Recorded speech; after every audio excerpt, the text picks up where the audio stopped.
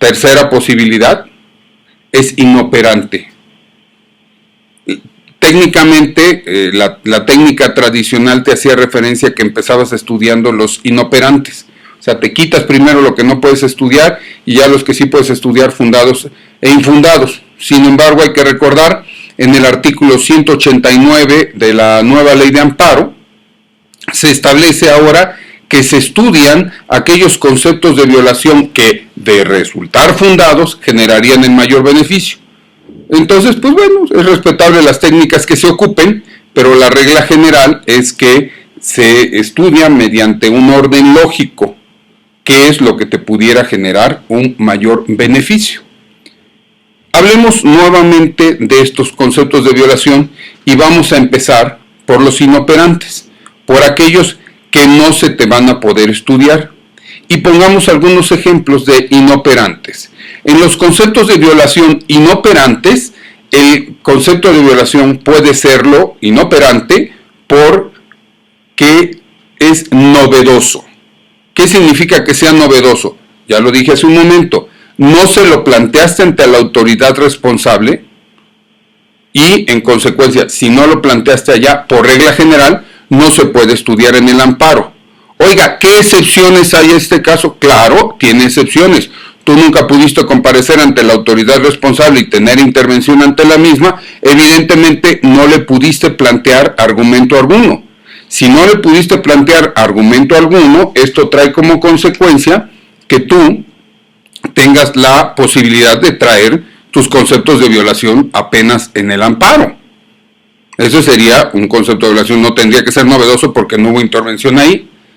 Otro tipo de concepto de violación que es inoperante es aquel que le llamamos concepto de violación inoperante por reiterativo. ¿Qué significa esto? Pues es tan sencillo como la técnica del copiar y pegar. Tomaste el contenido de tu agravio, le sustituiste palabras y lo pusiste como concepto de violación. Garantizado.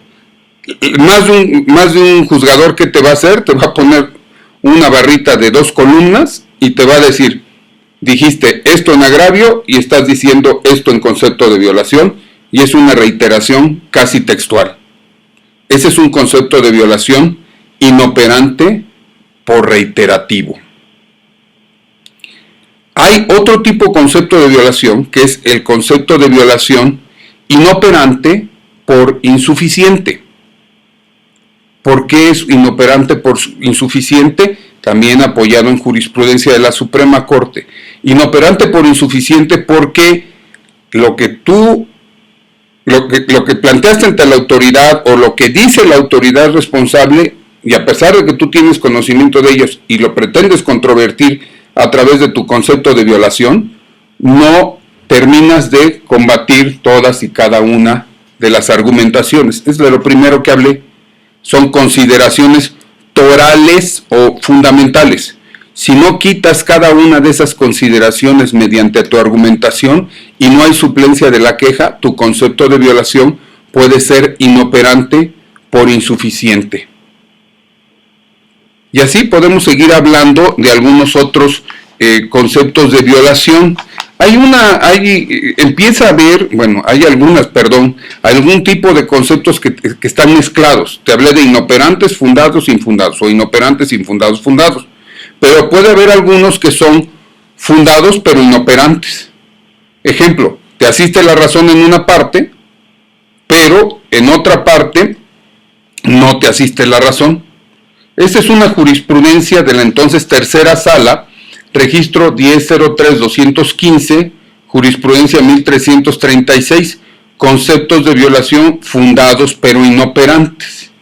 Si del estudio que en el juicio de amparo se hace un concepto de violación, se llega a la conclusión de que es fundado de acuerdo con las razones de incongruencia por omisión esgrimidas al respecto por el quejoso, pero de ese mismo estudio claramente se desprende que por diversas razones que ven al fondo de la cuestión omitida, ese mismo concepto resulta inepto para resolver el asunto favorablemente a los intereses del quejoso, dicho concepto, aunque fundado, debe declararse inoperante y por tanto, en aras de la economía procesal, desde luego negarse el amparo en debe de concederse para efectos, o sea, para que la responsable reparando la violación, entre al estudio omitido, toda vez que ese proceder a nada práctico conduciría, puesto que reparada aquella, la propia responsable, y en su caso la Corte por la vía de un nuevo amparo, que en su caso y oportunidad se promoviera, tendría que resolver el negocio desfavorablemente a tales intereses del quejoso, y de ahí que no hay por qué esperar dicha ocasión para negar un amparo que desde luego puede y debe ser negado.